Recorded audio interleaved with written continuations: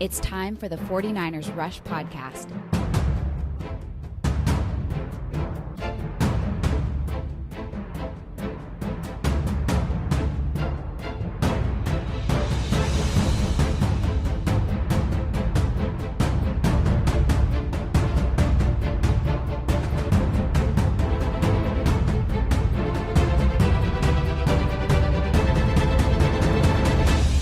And here's your host, John Chapman.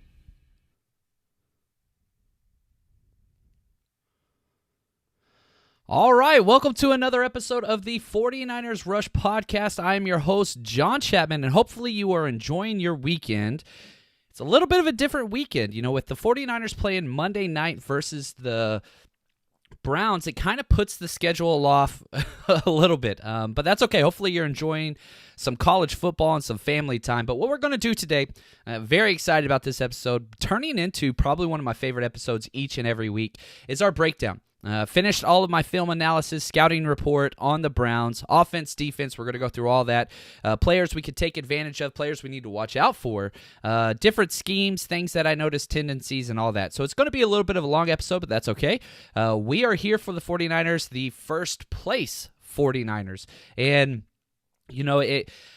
it's quite interesting. Anytime you have two teams that are in first place in their division, and they go up against each other on a Monday Night Football game, I don't care how early in the season it is, it's a big game.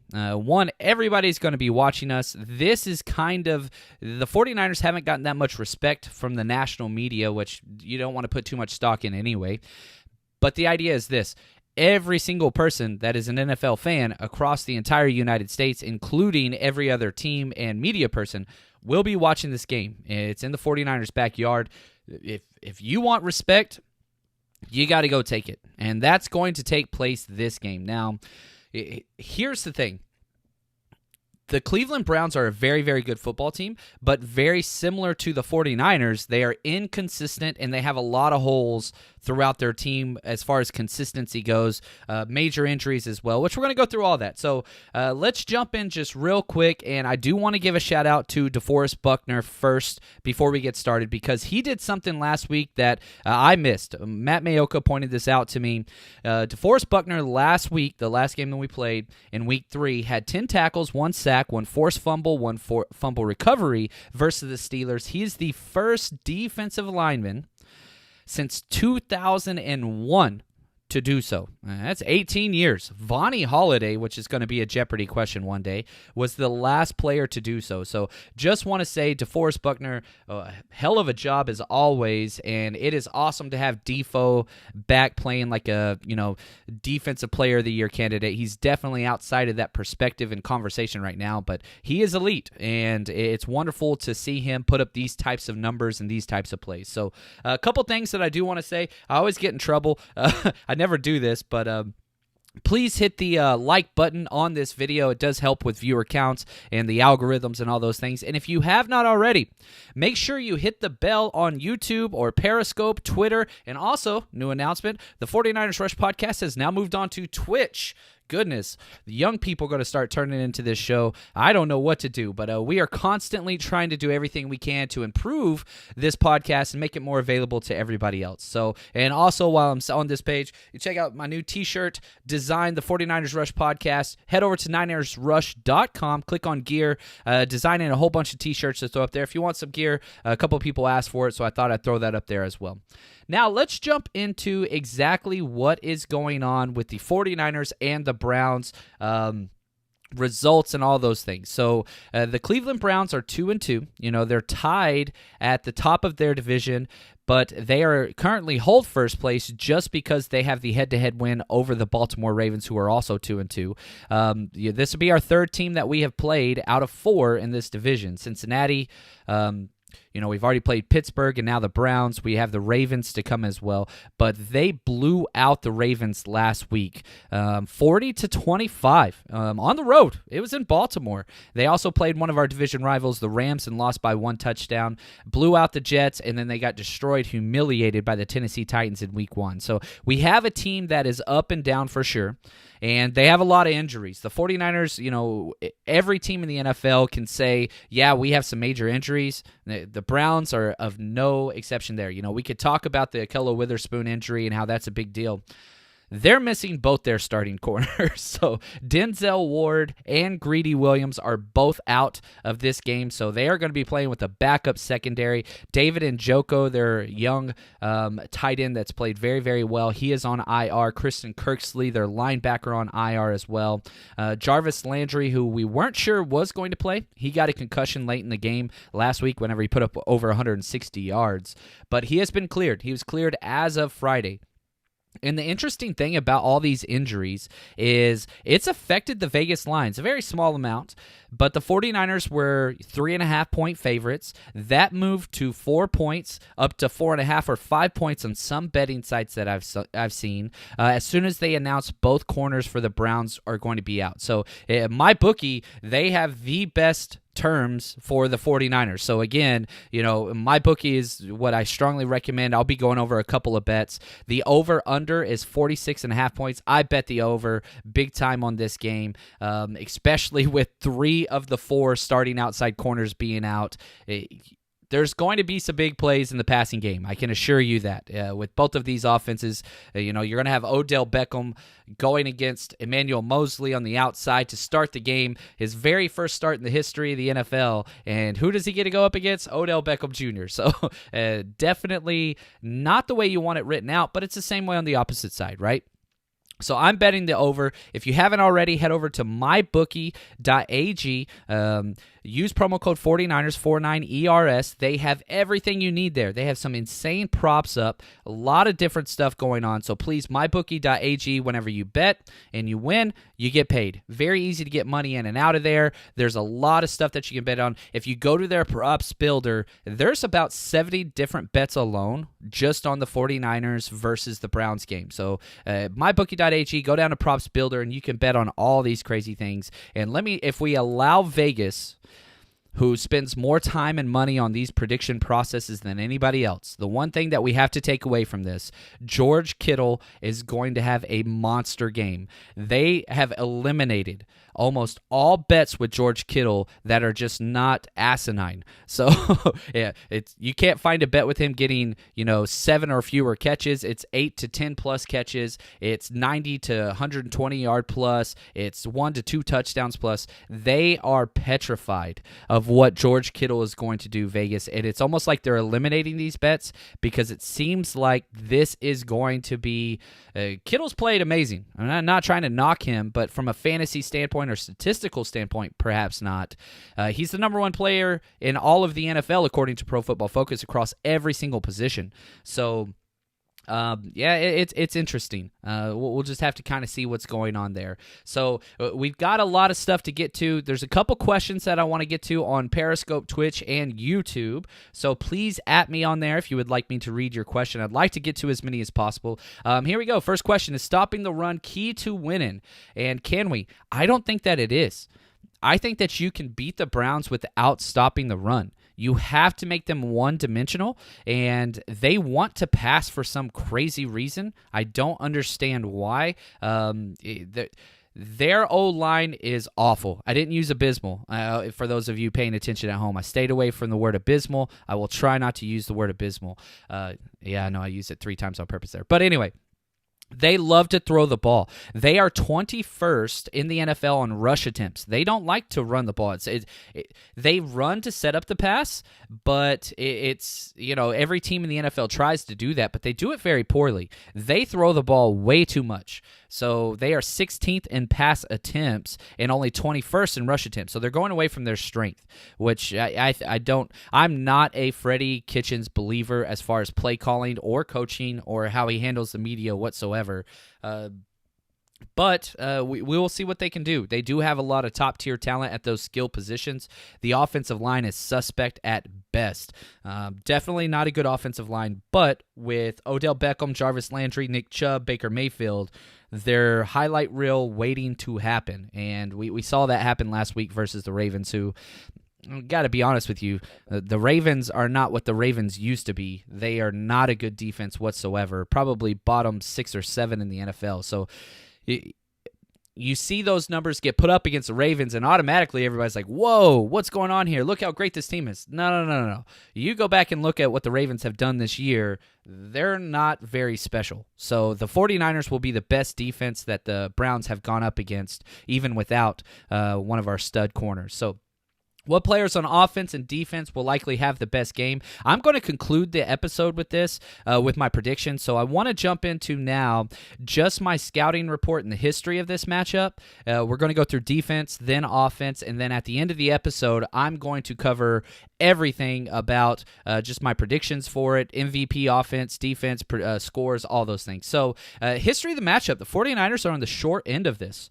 We have played 19 times, and the 49ers lead this series, the 49ers are behind in this series to the Browns 12-7. Browns have won the last 4 out of 5, which Browns haven't been good during that time frame, but the 49ers were worse, much worse during that time frame. So hopefully we can even that out a little bit. And of course, with this being on Monday night, you got to make sure you pay attention to. They're going to talk about this a lot tomorrow.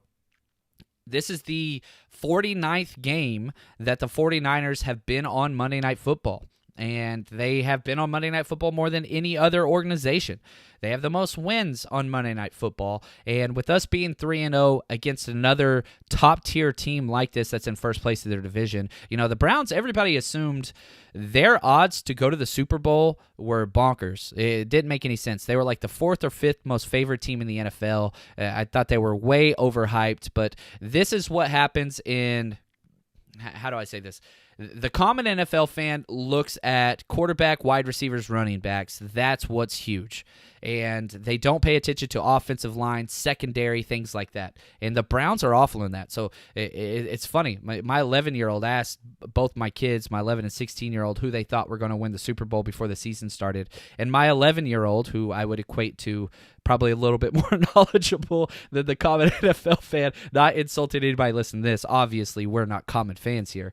But he said, I think the Browns have a chance to win, and they got Odell Beckham. And that's the mindset that the common fan has. Who has the new splashiest, flashiest player? Well, they're going to win.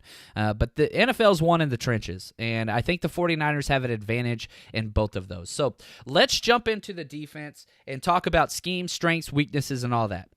Here's their strengths.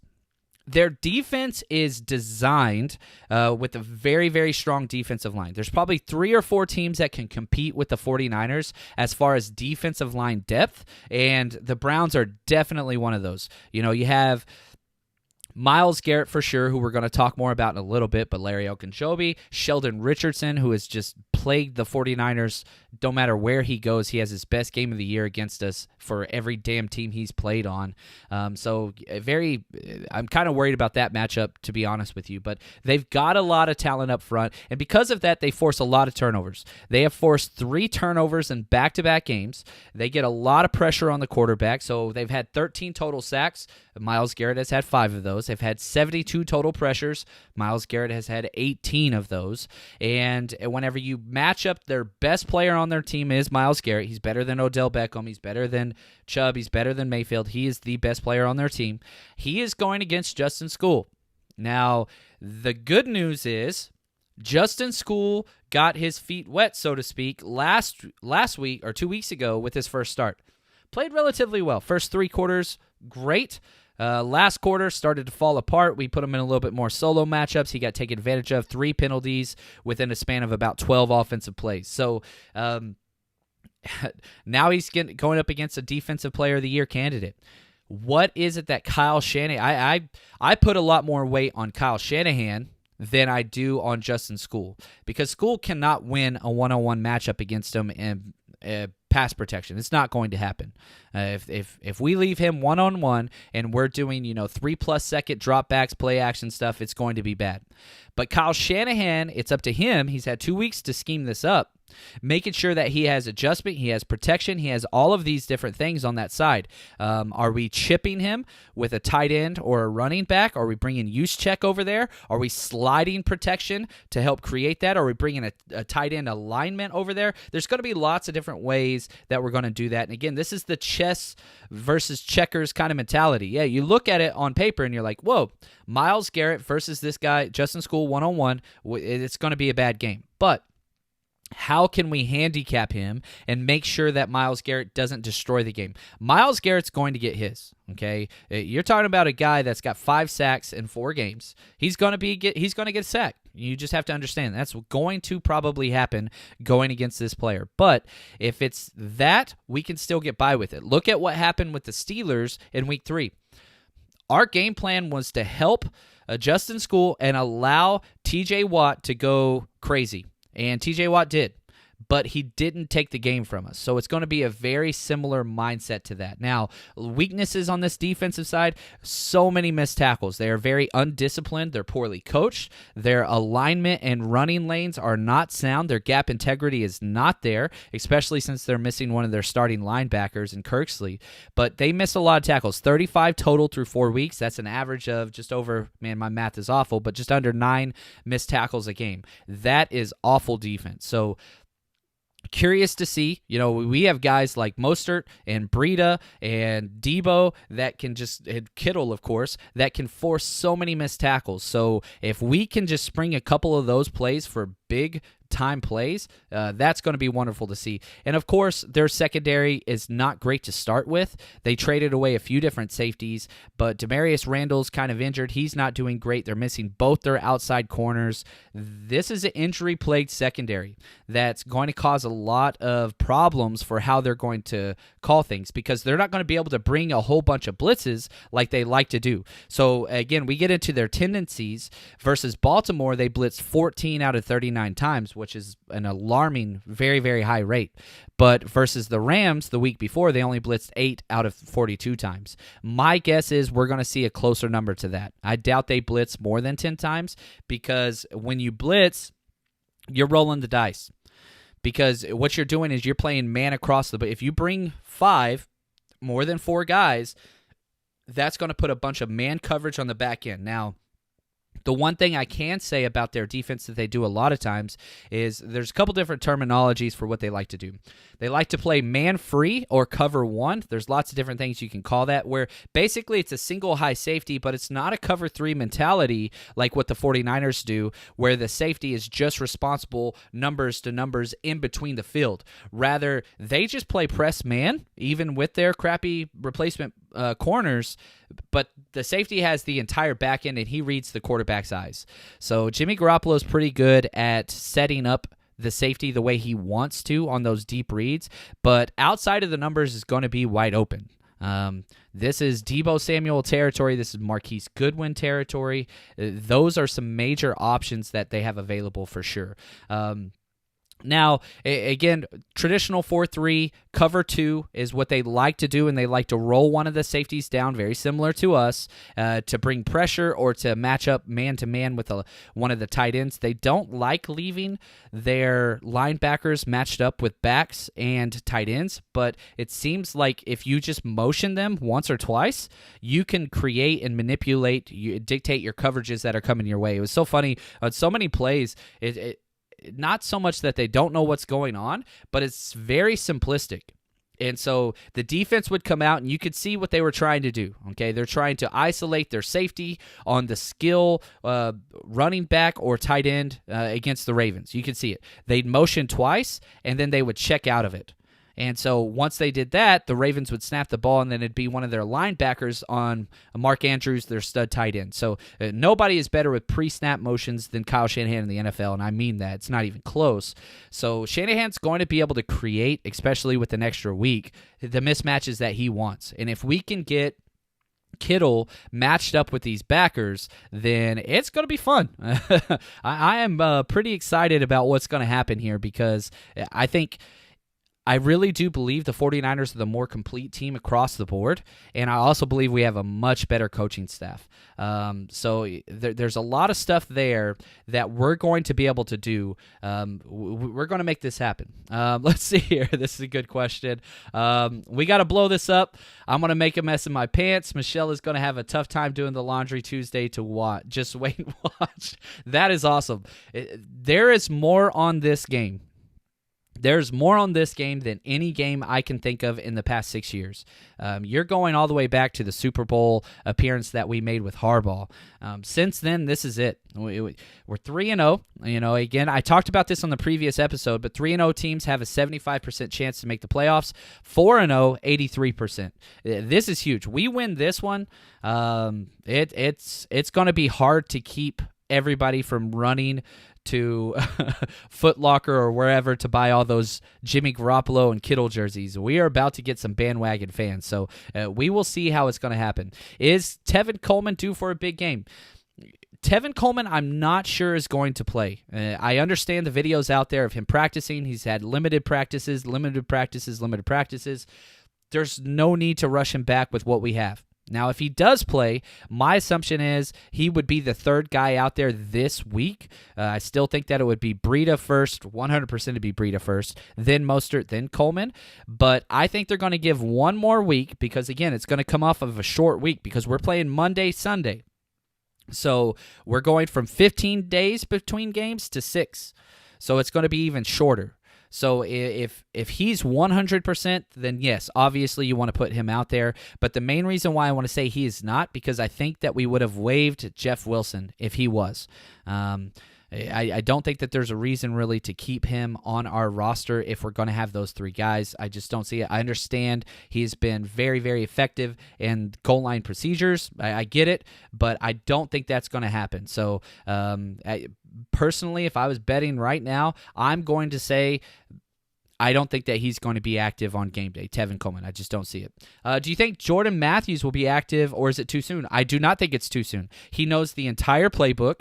He's the most experienced wideout that we have. He fits our scheme. He's played all across all three positions. I would not be surprised, and a lot of people get mad at me. I know I'm not the biggest Richie James guy, but I think that he could outsnap Richie James and Kendrick Bourne by next week. I think that he will be in competition with them in snaps this week. I do believe that Jordan Matthews will be out there. I really do.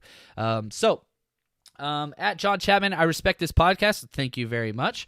I will be listening. Thank you, Rico. Much appreciated. I love all the positive reinforcement that's come out there. Much appreciated, guys. And again, best ways to support this podcast is by clicking the like button, hitting the notification so that you're always there with our live shows, and asking questions. I want whatever it is you guys want, so please do not hesitate to throw ideas out there. This is for you guys.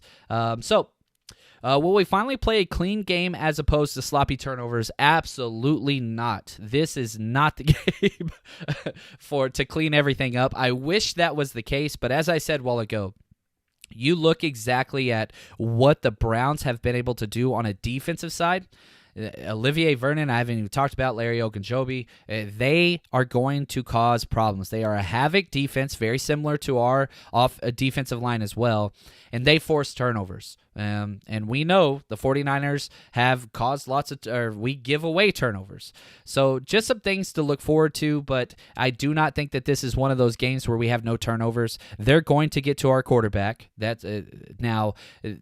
Kyle Shanahan, I can guarantee you this, is sitting there with his offensive game plan saying, man, if we can get max protect and we can get our stud wide receivers or Deebo Samuel, Pettis even, and I really think this is going to be a great game for Pettis because he's going to be matched up in man press coverage, which he excels at, with not a lot of safety help. So there's going to be a play at this game. Mark my words, where a slant is going to get taken to the house, or we're going to get a crossing route where one of our guys is going to make a linebacker or a safety miss a tackle, and he's going to take it to the house. So he is going to try to. You don't want super quick passing the whole game. Obviously, you want to do that against a good defensive line, but there are going to be plays built into the script where it's going to be a max protect. We'll have two guys out there on a route, and we're going to try to hit a big home run. So it's going to be a dirty game on both sides. The Browns, haven't got to them yet, but their offense, yikes, as far as turnovers. Last year, Baker Mayfield was, I think, 2 interceptions off the league lead, even though he only played in 14 games. This year, he's tied for the league lead with 6 already. We want to talk about bad turnovers with Jimmy Garoppolo's 4. Baker Mayfield just says, here you go, hold my beer. The guy's, he's a mess. Now, players we can exploit. on their defense, there's a lot of them. But the two guys I'm really looking forward to most is TJ Carey, the backup corner.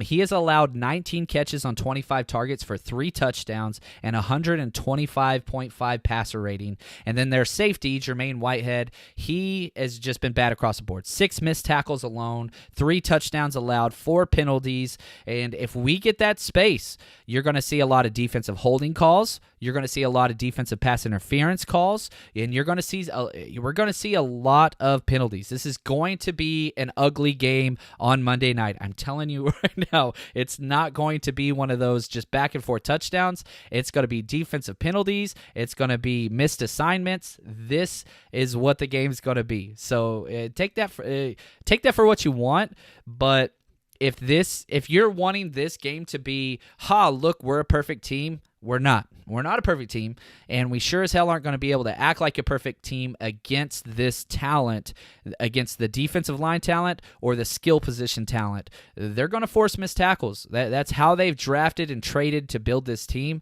is they want players to extend plays, and it's going to happen. So, all right.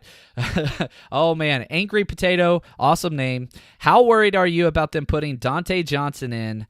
Oh, man. As soon as he was released, Dante Johnson, I knew the football gods had no way to, it was great. I appreciate everybody reaching out to console me and make sure I was okay when we signed Dante Johnson back, but there's a chance he's going to get snaps. If we look at, as we transition over to the Browns offense, Jason Verrett's out. He's on IR. Is there a chance he can come back? Yes.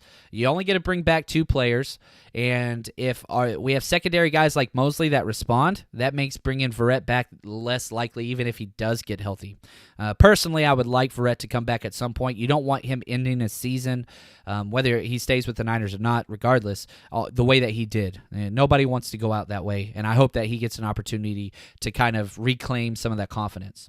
Now, if Mosley plays bad, which I don't think he will, I think he's going to answer the call. And it's interesting. Somebody put up on a comment on YouTube, which I thought was awesome. Odell Beckham and Emmanuel Mosley are almost identical as far as metrics, height, weight, length, speed, agility, all those things. Mosley actually was a better athlete as far as combine numbers than Beckham, but they're copy and pasted. They're about the exact same person.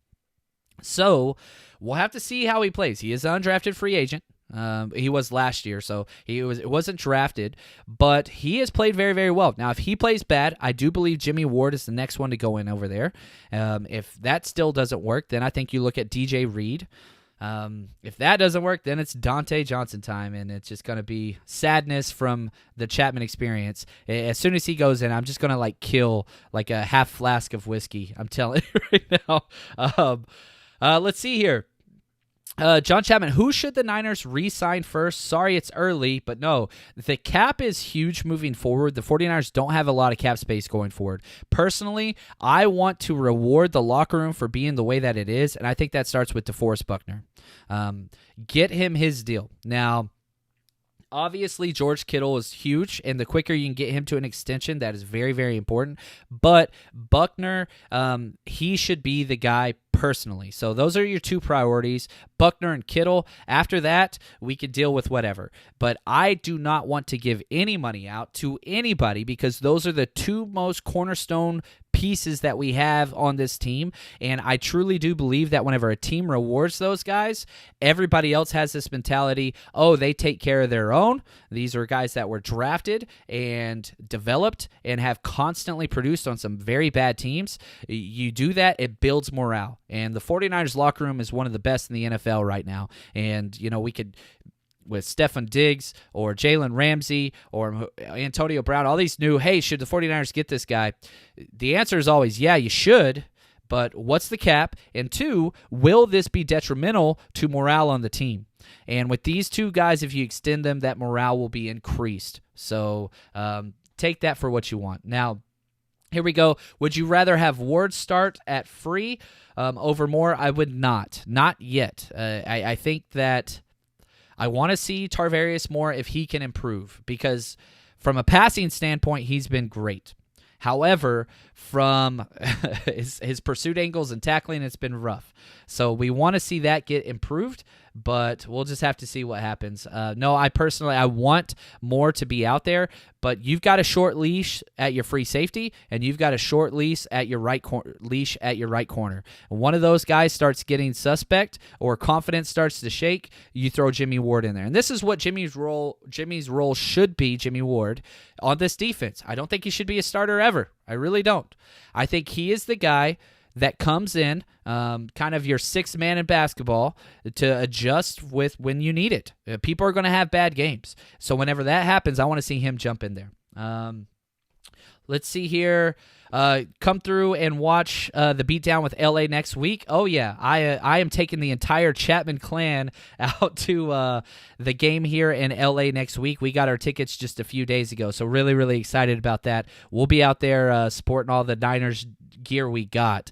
Really excited about that. So maybe we can figure out a way to meet up before the game somewhere and have a couple beers. That'd be a lot of fun, but we'll deal with that next week after we get this win. John, do we have any special teams advantage? Yes, we do.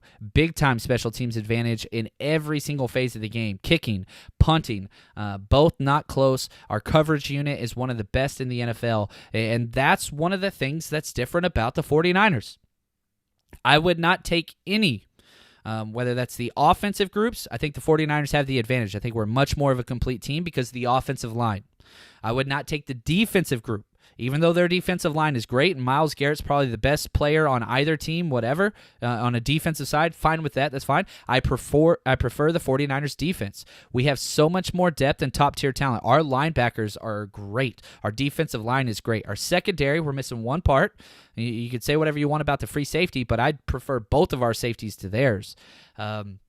And then our special teams. I don't think that's close. Probably the biggest gap between these two teams is special teams. And those are those hidden yardage from punt teams and all that kind of stuff. And also much more accurate. You know, we saw how important the kicker is Thursday night with the Seattle Seahawks versus the Rams. And the Rams probably should have won that game, but Zerline, who's been one of the best, he missed a kick at the end that would have put their team in the win column. So it's interesting. But, yeah, I'm with you there. Special teams does play a huge role, and the 49ers have an advantage there. I really do think it's across the board.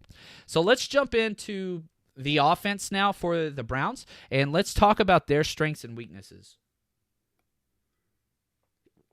All right, so here's the deal, and I've already said this before. The offense of the Browns is skill positions A+.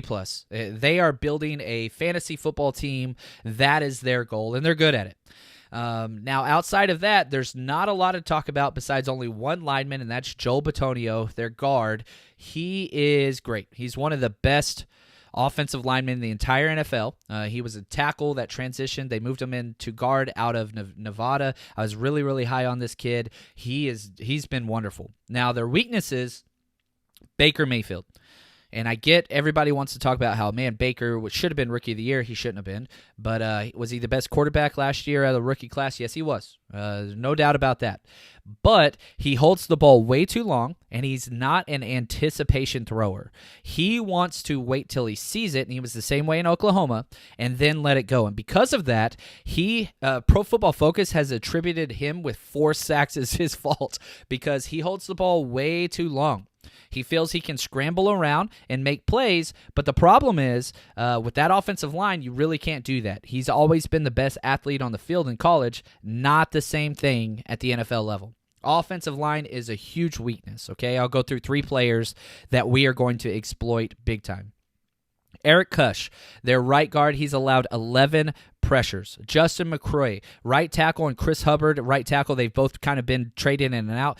10 pass pressures allowed. Greg Robinson, the former number 2 overall pick out of Baylor, went to the Rams. He's bounced around. He's their left tackle, but he hasn't been healthy. He's allowed 6 pressures and 5 penalties in limited snaps. So these are the guys that are going to stop DeForest Buckner, Dee Ford, Nick Bosa, Eric Armstead? I don't think so. It's going to be a sloppy game with big explosives. So I don't see a whole bunch of long, methodical drives from either side. I really, really don't. I think it's going to be 3 and out with a sack or a turnover or a 60-yard touchdown. It's going to be weird. Now, their scheme, very simple. I went into this game thinking, all right, let's see what Freddie Kitchens has done. He's been this offensive kind of guy under Bruce Arians and all this stuff. It's so vanilla.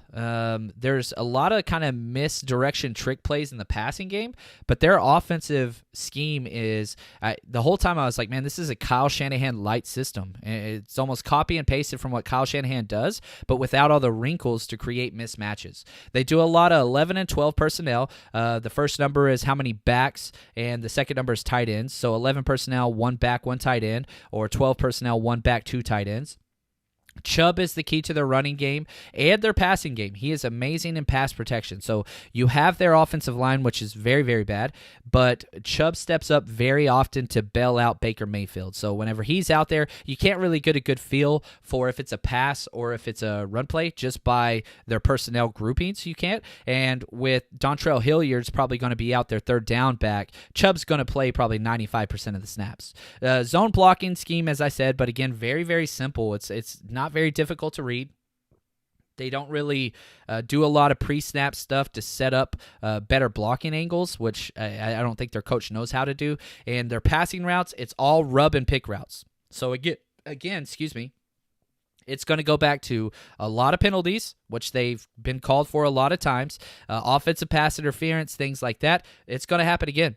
Now, as far as their tendencies on the offensive side, they love to run it up the gut. That is what they are known for. So, for example, out of 93 rush attempts so far, 39 have been up the A-gaps, which is on each side of the center. They want to go right up the middle. Fine with me. You want to run it right at DeForest Buckner? Have a great time. I'm hoping that DJ Jones gets as many snaps as possible. I would not be shocked if DJ Jones had his record for most snaps in a game this week. I hope that is the case because I think he's our best run gap defender on the inside. If that's where they're going to attack, Sheldon Day should not get that many snaps. Personally, my own opinion. Maybe he balls out, but he gets moved way too often versus the run. So they either run it up the A-gap or off tackle. So again, if you look at to either side, 4 out of 6 of their rush touchdowns have been off the tackle. The other 2 have been up the middle. 24 out of 93 of their rush attempts have been off tackle. So it's right up the middle or it's outside. Up the middle, outside, up the middle, outside. That's kind of what they do. They're not a big B or C gap kind of pressing things, but that's just who they are. Now, players to watch out for, the 2 key ones, Odell Beckham Jr., you could talk all you want about how he only had 2 catches last week. Well, the main reason why is because they put Earl Thomas over the top of Odell Beckham on every damn play, the Ravens did, and they just said, this guy won't beat us. So what happened? Chubb and Jarvis Landry beat them. Both of them went bananas, but Odell Beckham, make no mistake, is a top 3 at worst wide receiver in this league. He is very, very special. Chubb has forced 12 missed tackles and has 231 yards after contact. So if we do not make tackles, I'm looking at you, Fred Warner, and I'm looking at you, Tarvarius Moore. You got to call them out, man. If they play well, we're going to be just fine. We're going to be just fine. Players to exploit, Baker Mayfield. He's so turnover prone. I talk about how he leads the NFL in interceptions with 6, 14 interceptions last year, 8 career fumbles, only 59% completion percentage. Baker Mayfield can extend and make huge plays, but he is not a consistent drive-sustaining quarterback. He is a 10-year-old Madden player that wants to go for the deep ball all the time, so we'll just have to see what happens there. Now, before I get into my predictions, I want to jump back to the chat. Sorry, I was a little long-winded there. Get to just a couple of the questions that have come through here. Let's see here. How will the bye affect us? It's going to be great. The bye week is going to be great, and here's why. We had 15 days to prepare for this game. They had 6. Sorry, they had 7. That's huge. We needed it. We had a lot of guys that were kind of banged up that weren't quite sure how they'd respond. Those guys are better now, so that's huge.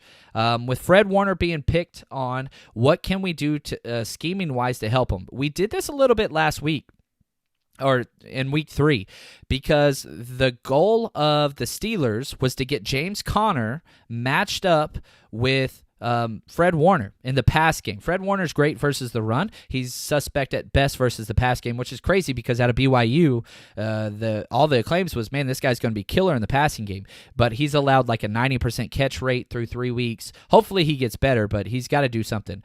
So what they did is they cross-keyed a lot of times. So whenever they would motion and they would have like a tight end lined up in front of Quan, and then the running back would be lined up with Warner, and that's what it would look like it do. They would just cross key, and they would say, look, Warner, you're staying on the blocking tight end regardless of positional alignment for James Conner. Curious to see if they do the same thing here with Chubb, because, again, there's not a receiving threat at the tight end position this week with David Njoku out. So regardless of what's going to happen defensive schematic-wise, who the Mike or Will is, those are interchangeable roles with Quan and Fred Warner. The pass game responsibility is going to be Nick Chubb versus Quan Alexander. If the defense is allowed to do that, regardless of alignment or pre-snap motion, this is going to be key. So you keep your best on their best. And if we can do that, then Fred Warner is going to be just fine. But if Fred Warner is isolated straight up in pass coverage and through the screen process and all those things versus Nick Chubb, I don't like that. That scares the hell out of me. But from a defensive standpoint, you can scheme against that. You do have to put yourself a little bit out of gap integrity, and your running lanes are going to be kind of crossed up with your passing lanes, but it's something that we've done before. We saw it a little bit last week, so I'm hoping we get a little bit more of that. Will back-to-back travel games affect the Browns? It sure as hell should. That is not easy. Now, they are going from Baltimore to Santa Clara. Now, they do get the extra day from Sunday game to a Monday night game, but that is still very taxing on the body. It's very, very difficult to win back-to-back road games, let alone going coast to coast. But they did have a lot of time between that.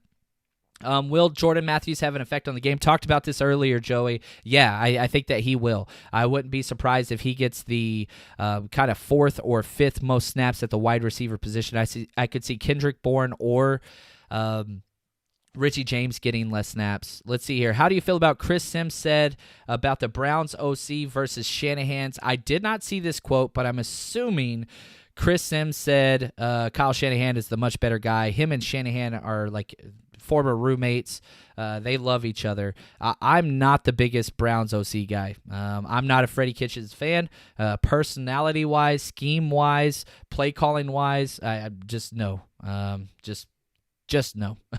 So let's jump in now to my predictions and keys. Here we go. Vegas has it at a 4-point spread, and I am saying that it's funny. This is the point that I put this out there right before the spread changed. I have 28-24 49ers win. I do not predict that the 49ers will win every game. Not that guy. But I do think we are the better team. As I said, across all 3 phases, I think we are the better team.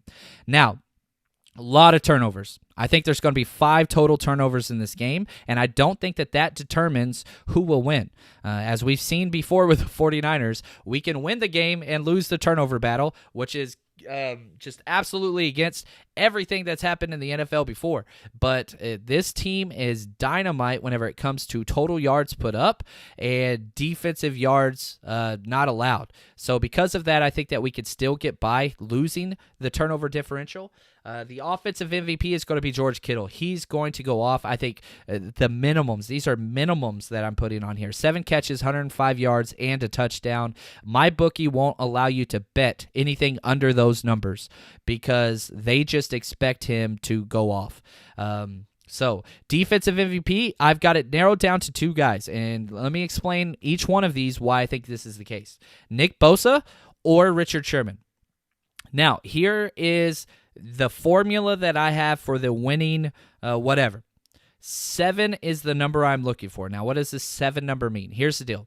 Each sack is worth 1 point. Each interception is worth 2 points. If we get 7 total points out of those 2 statistics, I think we win. So, for example, if we get 2 turnovers, that's 4 points, and 3 sacks, that's 7, I think we got it. I really, really do. We've got to hit Baker Mayfield. We've got to force turnovers. I don't care what they do to our offense. We're going to put up points. I'm not worried about our offense. Yes, they're going to get pressure on the quarterback. Yes, they're probably going to cause turnovers. I don't care. We are going to be able to put up points on the offensive side, which we have shown week in and week out. If our defense can force some misconstrued stuff with them, then I think we win. I think that we are getting to the point where we're that good on offense that we will be able to scheme and take advantage of a weaker personnel group on the back end that we're going to be able to put up enough points. I don't know if they can put up that many points against us. I do think that we clear the over, though. Obviously, I have a 52 points total game.